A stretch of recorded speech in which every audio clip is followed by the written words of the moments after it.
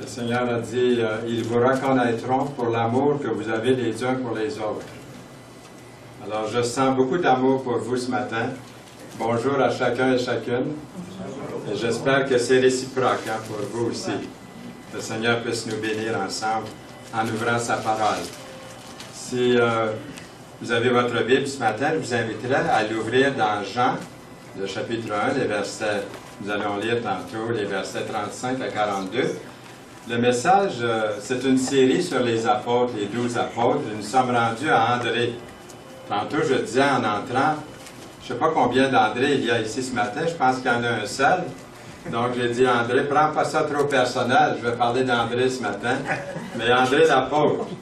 Alors, on peut tous en prendre quelque chose, moi le premier, ce matin. On ne connaît pas beaucoup de choses sur André, au sujet de cet apôtre. Il est un des 12, en tout cas, il a été choisi par le Seigneur. Nous en savons beaucoup plus au sujet de Pierre, son frère. André, un disciple de Jean-Baptiste, il faisait partie du groupe là, de Jean-Baptiste. Il a immédiatement reconnu Jésus comme Messie. Un bon titre ce matin pour le message, ce serait « Toute langue confessera ». La phrase qui suivait notre cantique de tantôt, « Tout genou fléchira », mais aussi « Toute langue confessera ». Il reconnaissait le Seigneur comme Messie, il a été choisi par Jésus pour être un des 12. André, comme son frère Pierre, était pécheur. André a un nom grec qui veut dire « homme fort ». Es-tu content, André?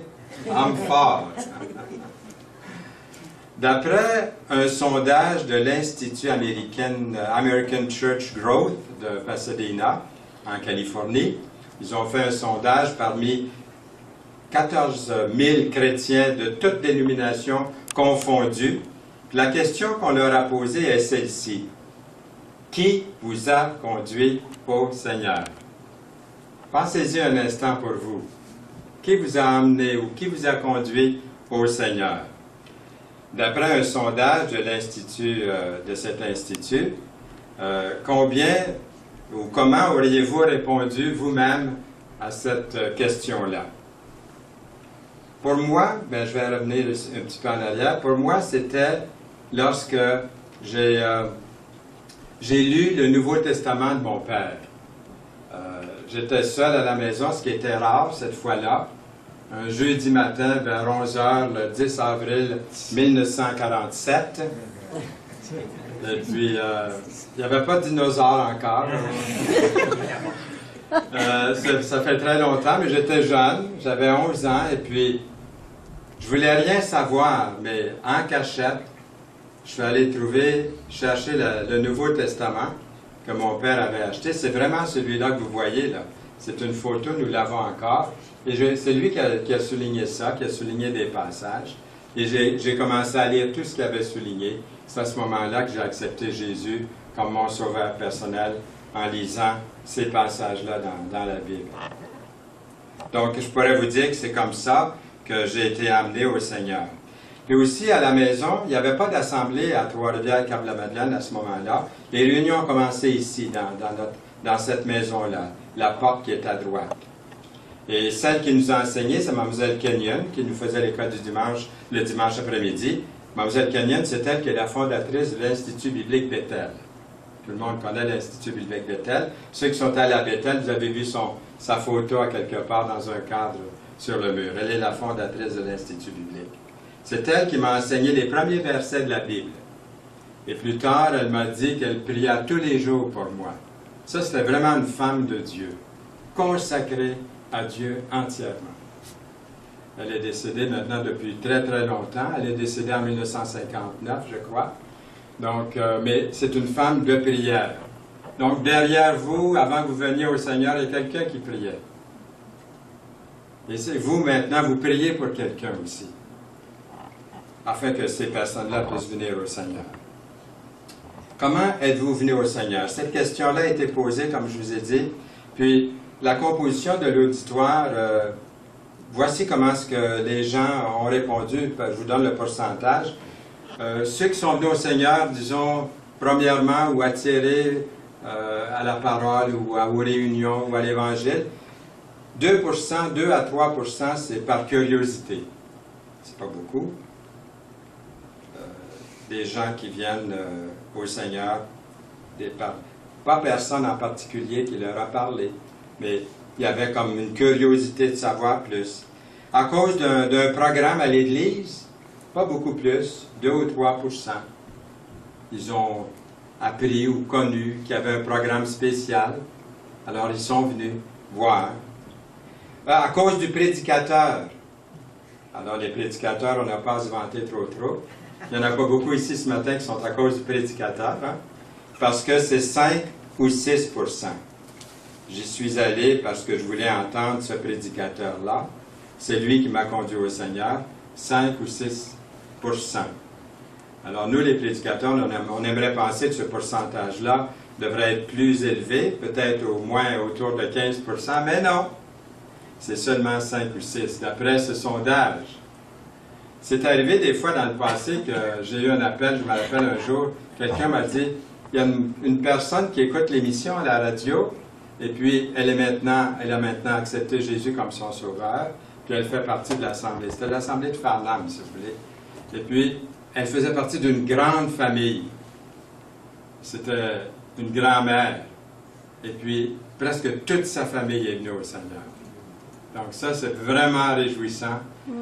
On m'a appelé, c'était M. Copiters, Samuel Copiters qui m'appelait, puis il dit, elle veut vous rencontrer. Donc, je savais ce dimanche-là qu'il y en avait au moins une qui était là pour m'entendre. Mais voyez-vous, c'est comme ça. Puis à cause d'un intérêt particulier, 1 ou 2 tel qu'une personne qui vit, disons, un divorce ou qui a des moments difficiles dans sa vie, une personne qui cherche de l'aide spirituelle. 1 ou 2 c'est quand même pas beaucoup. Par une invitation, peut-être une carte, une invitation qui leur a été de quelqu'un est venu frapper peut-être à leur porte avec une carte d'invitation, bien, c'est pas beaucoup non plus, 1 ou 2 Des annonces de réunion, 3 ou 4 Peut-être qu'ils avaient un intérêt pour les choses bibliques. L'intérêt pour les grandes réunions, pas beaucoup, 1,5 à 1 Ça pourrait être une croisade, ça pourrait être une grande réunion à Montréal. Maintenant, regardez bien le saut que ça fait. 75 à 85 des amis, de vos amis ou de la famille que vous avez invités. La grande majorité ont dit que c'était une invitation reçue de quelqu'un de la famille ou des amis proches. Ils sont dans l'Évangile comme ça. Je me rappelle qu'à Granby, pendant des années, ils étaient 15 dans l'Assemblée. J'étais étudiant à Bethel, j'allais prêcher, là, je faisais comme un stage. 15 dans l'Assemblée. Il s'est converti 1 ou 2 familles, puis pouf! Hein, la famille Beauregard, la famille Vachon. Hein, je connais des familles là-bas, ils vont se reconnaître s'ils entendent ce message. Des grandes familles se sont converties au Seigneur. Et ils avaient 2 réunions le dimanche matin, à un moment donné, tellement qu'il y avait de monde. La salle était trop petite. Donc, il s'agit de parler du Seigneur comme André a fait. C'est lui qui a amené Pierre au Seigneur, André, l'apôtre.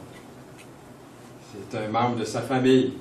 De témoigner dans nos familles, c'est le plus grand, d'après ces sondages, c'est ce qui a produit le plus de fruits. Il y a aussi les gens de notre voisinage. Et ce n'est pas tout le monde qui répond à notre invitation, loin de là. Il faut semer beaucoup pour récolter peu, même très peu répondre à notre appel. J'aimerais suggérer quelques attitudes que je crois ont certaines personnes face à l'Évangile. D'abord, premièrement, ceux dont la porte est fermée. Il y a plusieurs barrures après la porte, impossible d'entrer là. On ne peut pas rien placer, on ne peut rien faire. Il y a la personne rebelle à l'Évangile, la personne qui dit que la Bible est pour les faibles d'esprit. Il y a aussi la porte entrouverte, la personne qui est confuse. Elle n'est pas en conflit, mais elle est confuse. Qui peut dire, hein? Elle dit, qui peut dire qu'il a la vérité, ou qui a la vérité? Alors, D'autres vont dire, je vous digérerais mieux, vous autres les chrétiens, si vous ne disiez pas toujours que Jésus est le seul chemin.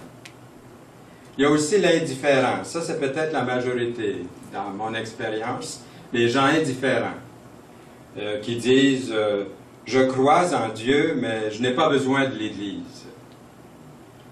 La personne qui est ouverte à l'Évangile et aussi à l'Église, quelquefois dit j'aime mieux adorer Dieu seul à la maison. Mais le désir de mon cœur, c'est soit que les gens puissent assister à l'Assemblée. Donc, souvent le samedi soir, parce qu'à minuit moins 5, en direct, je suis sur Ustream, je donne un petit message. Et puis, le samedi soir, je dis souvent, demain, si vous êtes à proximité d'une assemblée, pourquoi ne pas y aller? Alors, j'invite les gens à venir. J'espère un bonjour que quelqu'un va me dire, je vous ai entendu hier et je suis ici ce matin à l'assemblée pour pouvoir communier avec les frères et sœurs. La porte est grande ouverte. Heureusement qu'il y a aussi celui ou celle qui cherche sincèrement à écouter puis à croire la bonne nouvelle de l'Évangile. Quand on se fait poser la question, là, quand je me suis déjà fait poser cette question, Fernand, que dois-je faire pour être sauvé? Wow! Ça, c'est quelque chose. Là, il n'y a plus personne qui dort, là, maintenant. Là. Tout le monde se réveille, là, parce que ça, c'est la plus belle question qu'on peut vous poser. Qu'est-ce que je dois faire pour être sauvé? Pour être sauvé, je ne sais pas, un instant, là, ça fait longtemps qu'on va pas... Non, vous êtes prêts. Vous êtes prêts à donner une réponse simple. Ils vont vous répondre, mais c'est tellement simple. Je voudrais que ce soit plus compliqué que ça. Crois au Seigneur Jésus et tu seras sauvé. C'est la sincérité, la conviction qu'on y met qui fait toute la différence. Le sérieux qu'on met dans cette foi en Jésus-Christ Sauveur qui fait toute la différence. Ce n'est pas juste de le dire des lèvres, mais c'est de le croire dans son cœur. Il y a peut-être quelqu'un ici ce matin qui n'a pas encore l'assurance de son salut, qui voudrait le faire, ça, sincèrement. Dire, oui Seigneur, je viens à toi, je m'approche de toi, ton sang me purifie de tout péché. La porte est grande ouverte. Paul et Silas répondirent, crois au Seigneur Jésus et tu seras sauvé. Voulez-vous, on va revenir à André pour un instant? Alors, on va lire le passage. Le disciple qui a témoigné de Jésus aux autres. Vous avez le passage devant vous, dans le chapitre 1, verset 35. Le lendemain, Jean était encore là avec deux de ses disciples, et ayant regardé Jésus qui passait, il dit, « Voilà l'agneau de Dieu. » Les deux disciples l'entendirent prononcer ces paroles, et ils suivirent Jésus. Jésus se retourna. Qui est-ce qui me suit, là? J'entends des pas derrière moi, là. Hey, il y a quelqu'un qui me... Je suis suivi! Je suis suivi. Que cherchez-vous? Ils lui répondirent, Rabbi, ce qui signifie maître. Où demeures-tu? Venez, leur dit-il, et voyez. Ils allèrent et ils virent où il demeurait. Et ils restèrent auprès de lui ce jour-là. C'était environ la 10e heure. André, frère de Simon, Pierre, était l'un des deux qui avait entendu les paroles de Jean et qui avait suivi Jésus. Ce fut lui qui rencontra le premier son frère Simon et il lui dit, « Nous avons trouvé le Messie », ce qui signifie Christ. Et il le conduisit vers Jésus. Jésus, l'ayant regardé, dit, « Tu es Simon, fils de Jonas, tu seras appelé Céphas, ce qui signifie Pierre. » Selon notre texte, dans le 4e évangile, André était un des premiers à suivre le Seigneur Jésus-Christ. Il était, si vous voulez avoir un petit peu de détails concernant André, il était de la ville de Bethsaïda, sur la côte nord de la mer de Galilée. Et d'après les traditions, André a porté l'évangile de notre Seigneur Jésus-Christ dans les régions qui sont devenues aujourd'hui la Russie et la Grèce. André est mort martyr. Il a été crucifié sur une croix en X, d'après la tradition, qui est appelée croix de Saint-André. Vous avez déjà entendu, on parle de la croix de Saint-André, l'un des symboles. Et aussi, les deux poissons croisés a également été appliqué à André, parce qu'il était un ancien pêcheur. Il est le patron des Écossais, André. Ses restes auraient été transportés en Écosse vers l'an 300 après Jésus-Christ par un moine. André possédait 3 admirables traits de caractère, des attributs tout à fait honorables. André était prêt à apprendre, puis à changer si nécessaire. On pourrait dire qu'André est demeuré enseignable. Êtes-vous enseignable? Continuez-vous d'être enseignable? Je m'adresse des fois à moi-même quand je dis ça, puis aux anciens, à ceux qui sont plus anciens dans la parole. Êtes-vous encore enseignable? Après tant d'années, je lis la Bible tous les jours. Est-ce que je suis encore enseignable? Je dois demeurer enseignable. Je dois apprendre de mes frères, de mes sœurs, et en lisant la parole.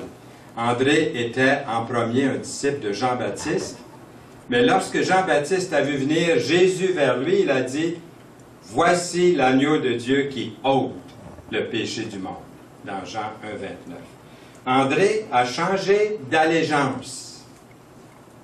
Il n'a plus suivi Jean-Baptiste. Il a commencé à suivre Jésus.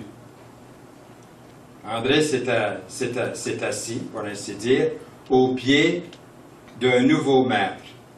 De la même façon, vous aussi, moi aussi, nous devons toujours être prêts à apprendre et à nous rapprocher auprès de l'agneau de Dieu. À partir de ce jour-là, André a toujours conduit d'autres à Jésus. 3 fois, André apparaît comme figure centrale dans l'Évangile de Jean. Chaque fois, nous le voyons en train d'emmener quelqu'un à Jésus. Chaque fois. Dans le premier chapitre de Jean, André trouve son frère Simon-Pierre, l'amène à Jésus.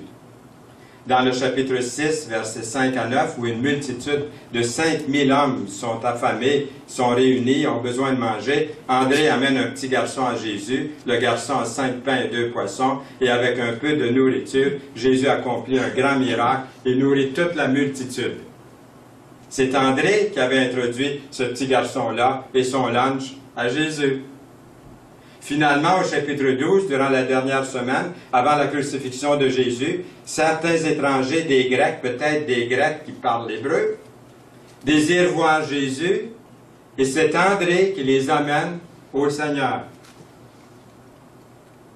Il est toujours content de partager sa foi, toujours prêt à amener quelqu'un au Sauveur. Quelqu'un a décrit André comme celui qui a été le premier missionnaire à ceux de son entourage et le premier missionnaire aux étrangers. Il a amené son frère Pierre au Seigneur et le premier a amené des étrangers, des Grecs, à Jésus-Christ. J'aimerais vous parler à propos de missionnaires. William Carey a assisté à une conférence de pasteurs. Il a témoigné de son fardeau pour les perdus. Il a maintenu que l'Église devait remplir la grande commission, d'aller porter l'Évangile à toutes les nations,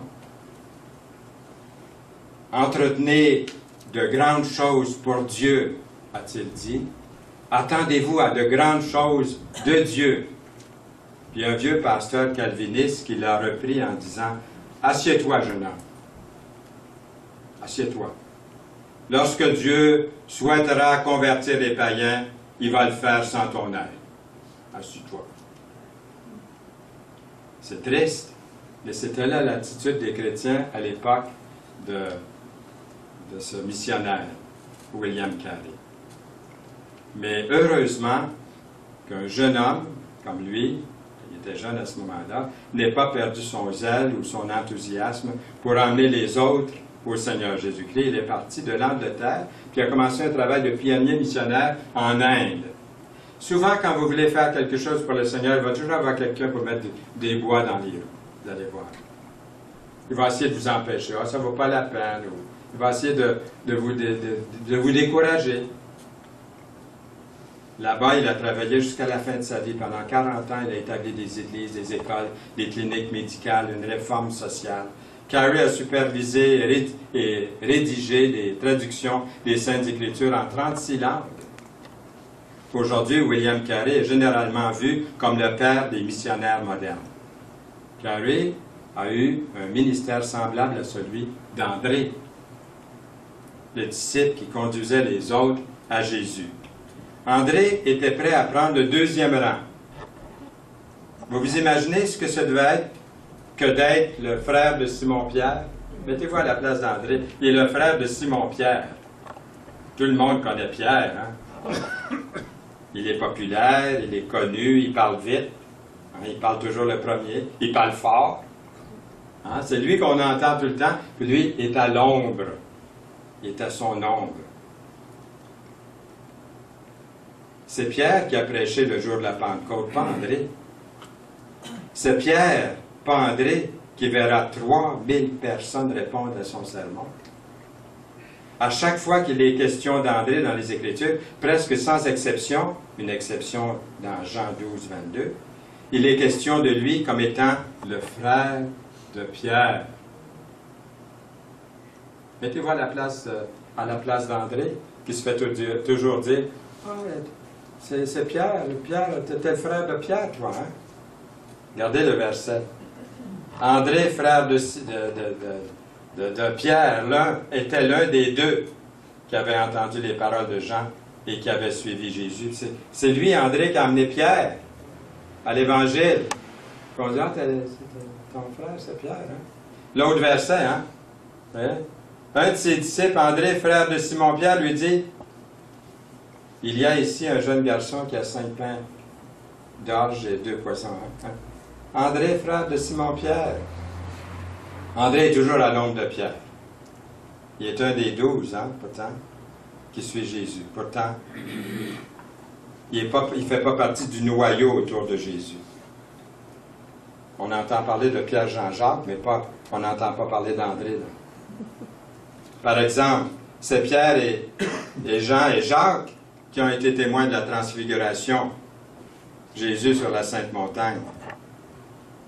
Ou à la résurrection de la fille de Jaïrus, et puis aussi témoin de la détresse de Jésus dans le jardin de Gethsémani. Ça aurait pu être facile pour André d'avoir du ressentiment. Il avait été le disciple du Seigneur depuis le tout début. C'est lui qui a conduit son frère. Plusieurs auraient eu le cœur rempli de ressentiment, d'amertume. Toujours prendre la seconde place. Il faut être prêt à prendre la seconde place, chers frères et sœurs. Puis des fois longtemps, être dans l'ombre de quelqu'un. Est-ce que ça vous est arrivé? Il n'y a pas de honte à avoir à ça. C'est là que le Seigneur, des fois, nous place. Pendant longtemps, peut-être pendant le reste de notre vie, mais c'est là que le Seigneur nous a placés, comme André. Vous venez de recevoir une nouvelle auto, une nouvelle motocyclette, ma première Volkswagen, ma première auto neuve. Je m'en allais sur la route, puis elle était capitonnée. Puis j'étais là, je la touchais partout. J'étais seul dans l'auto. J'avais une petite poignée, je défaisais la poignée en route. Si on m'avait vu, on aurait dit, hey, lui, il est tombé sur la tête. Mais j'étais déjà tombé sur la tête avant ça. Mais j'étais tellement heureux d'avoir quelque chose de nouveau. Hein. Puis quand quelqu'un me parlait, je disais, hey, j'ai une nouvelle auto, une Vaux, une belle petite Vaux neuve. C'était comme un garçon à qui tu donnes une nouvelle bicyclette. Ou la fille qui est fiancée, qui monte sa bague. Hein. Elle ne cache pas sa bague, elle dit, hey, as-tu vu ma belle bague?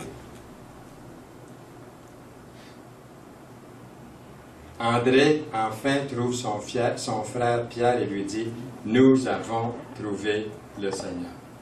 Donc ici, les leçons qu'on pourrait retirer de tout ça.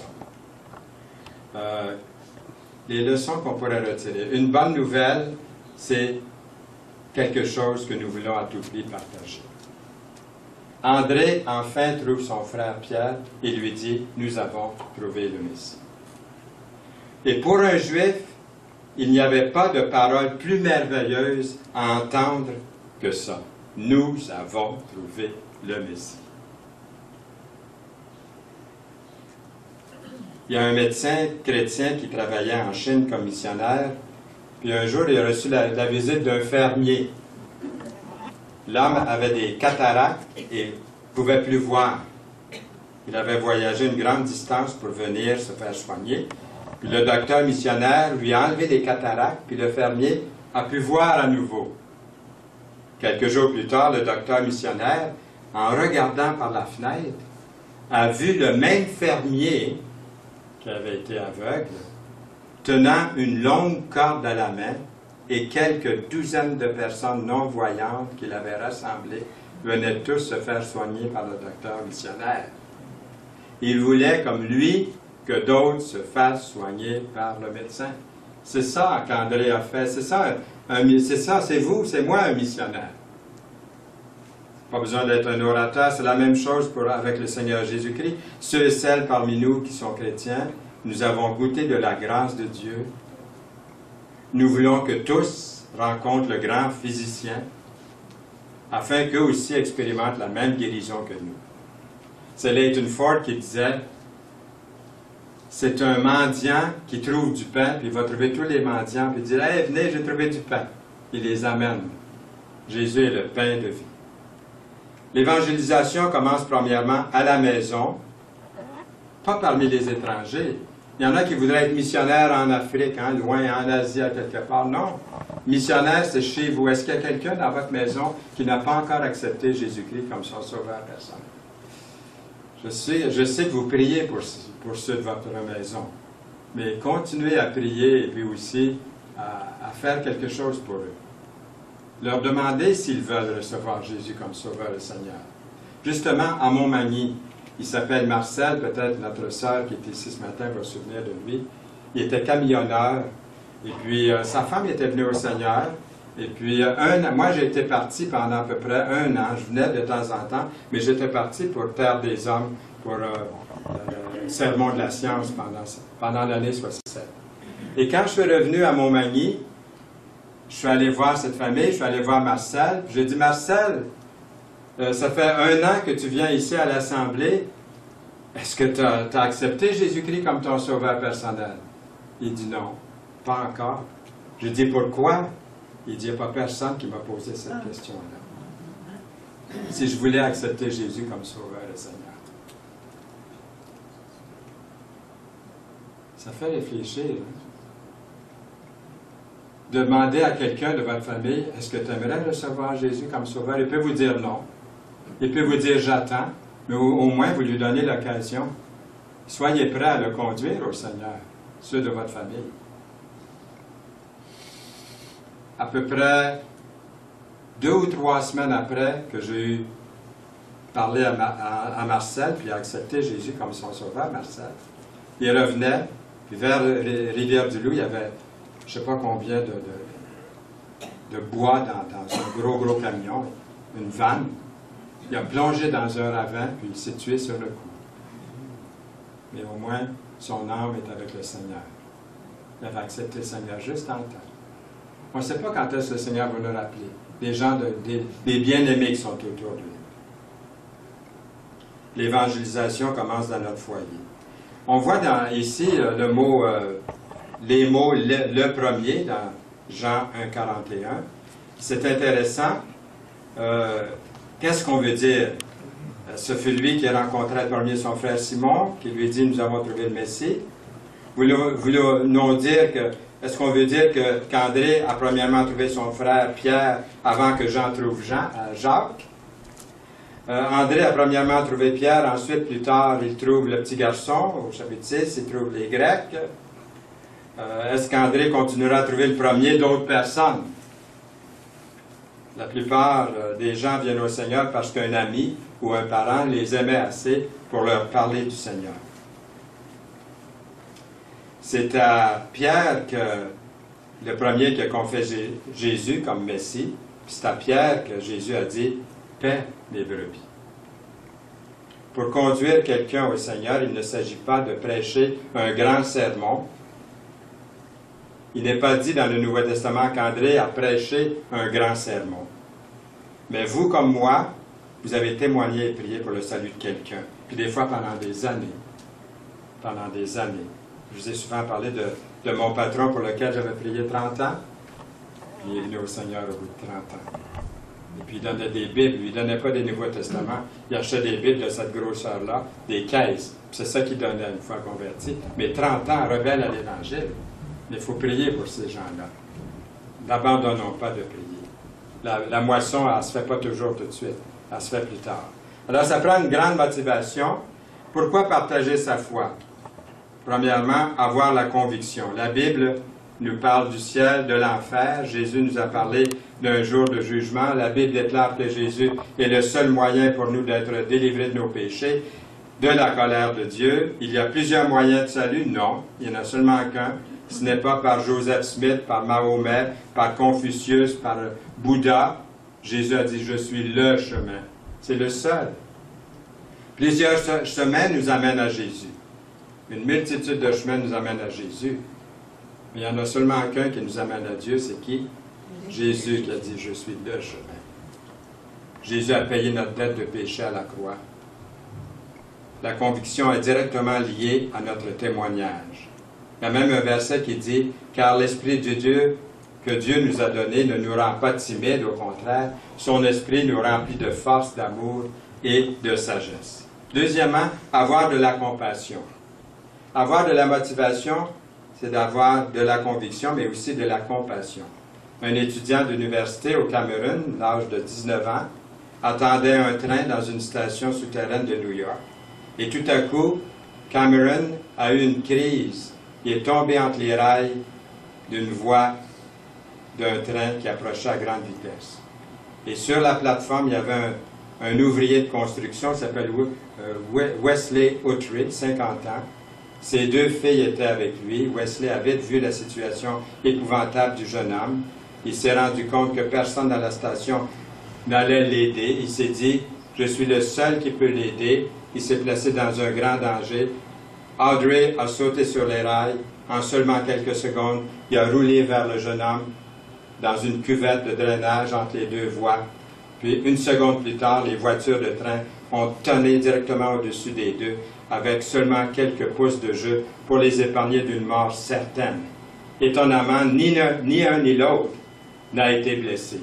Regardons la vidéo. Aux États-Unis, toujours, on ne parle que de lui cette semaine. Wesley Outry est un héros, comme l'Amérique les aime. Un ouvrier du bâtiment qui a sauvé au péril de sa vie un jeune homme tombé sur les rails du métro new-yorkais en le poussant entre les deux voies quelques secondes de l'entrée en gare d'une rame. Alain Chagrand. C'est la dernière coqueluche de New York, assaillie par les reporters et honorée par le maire, en présence des deux petites filles de l'intéressé. Vous savez sans doute que votre père est un héros. Il représente tous les New-Yorkais. Mardi dernier, Wesley Outry est donc avec ses filles dans cette station du métro de New York. Et soudain, j'ai vu un homme qui tuait, s'appuyer sur la colonne, et puis tomber comme ça à la renverse. Et là, j'ai vu une rame arriver. Elle était tellement près, je me suis dit, qu'est-ce que je fais? En un clin d'œil, Wesley saute sur la voie, se saisit du jeune homme qui est en travers des rails, promis à une mort certaine, et le place entre les rails, couvert par lui, tandis que le train leur passe dessus à moins de 5 cm. La seule chose qui nous soit venue à l'esprit lorsque le premier wagon nous est passé dessus, l'empêchait de bouger. L'espace entre les rails n'est pas bien large. Il ne s'en est pas fallu de beaucoup. Cette trace noire sur le bonnet de Wesley, c'est la trace laissée par le train. Le jeune homme, victime du malaise, Cameron Holocopter, 20 ans, est toujours à l'hôpital, mais hors de danger. Il n'y a pas de mots pour exprimer notre gratitude pour l'action de Wesley. Depuis mardi, Wesley vit et revit son exploit sur toutes les chaînes de télévision, sans se faire priver.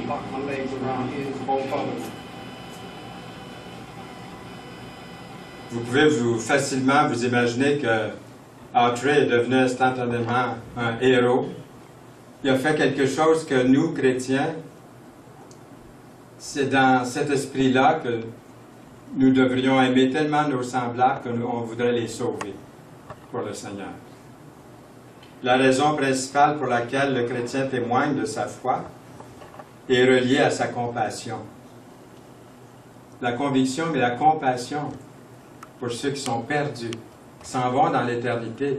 Moi, je rencontre plein de gens. La plupart des gens que je rencontre, ils sont extraordinaires, ils sont doués, ils sont merveilleux, je les aime du premier regard, mais je me dis, ils sont sur le chemin large qui s'en va à la perdition. Puis je suis triste tout d'un coup en pensant à ça. Parce qu'ils sont des gens extraordinaires, fameux, beaux, belles, mais sur la voie d'éternité. Je peux être la seule personne pour l'aider à ce moment-là. C'est le Seigneur m'a mis sur leur chemin. C'est à moi de faire quelque chose et pas à l'autre. C'est comme lui a dit, ici, le jeune homme qui a sauvé l'autre. Il s'est dit, je suis le seul qui peut faire quelque chose. Il n'a pas attendu, il l'a fait. Voici une lettre d'un ami non sauvé. Il a écrit, « Mon cher ami, je dois comparaître en jugement. Il me semble que tu es un peu à blâmer. Sur la terre, j'étais souvent à tes côtés et tu ne m'as jamais montré le chemin. Tu connaissais bien le Sauveur, mais tu ne m'as jamais raconté ce récit des Écritures. Ma connaissance était très limitée. Tu aurais pu me conduire en sécurité à lui. Même si nous demeurions ensemble sur la terre, tu ne m'as jamais parlé de la nouvelle naissance. Je suis maintenant devant l'enfer éternel. Pourtant, tu aurais pu me parler de la gloire céleste. » Nous sommes appelés à accomplir la grande commission. Jésus a dit, « Faites de toutes les nations des disciples. » C'est un message qui s'adresse à tous les chrétiens, pas seulement aux pasteurs et aux évangélistes, mais à vous, à moi. Quelqu'un peut-être va dire, « Ce n'est pas mon boulot. » Bon, un employé du département des transports a peint une nouvelle ligne centrale sur la route. Hein? Je me demande ce que l'employé dirait si on lui demandait « Pourquoi tu n'as pas enlevé le ras musqué là, de la route avant de peindre la ligne centrale? » Je présume que sa réponse aurait été « C'est pas mon boulot. C'est pas mon travail. Mon travail est de peindre la ligne centrale. Mon travail n'est pas d'enlever les animaux morts sur la route. » Vous voyez? Nous pouvons parler de notre foi à nos amis, parents, collègues de travail, à nos voisins. En conclusion, rappelez-vous, la plupart des personnes sont sauvées en raison d'un ami ou d'un parent. La plus haute statistique qu'on a vue tantôt, c'était ça. Quelqu'un de chez vous, de votre maison, de votre proche, qui n'est pas sauvé encore. La première responsabilité, c'est que n'oublions pas que notre bonne volonté, notre ardeur à témoigner sont directement liées à notre conviction, notre compassion, puis notre commission à aller faire de toutes les nations des disciples. Dans Matthieu 28, 19. De la même façon, notre réticence ou notre hésitation à témoigner est directement liée à notre conviction, compassion et puis commission. Que Dieu puisse nous donner à chacun de nous un plus grand degré de conviction, compassion, commission. Amen. Amen. Seigneur, merci pour ta parole. Conduis-nous aujourd'hui, marche devant nous. Nous voulons marcher dans tes pas. Nous voulons te donner toute la gloire au nom de Jésus-Christ. Amen.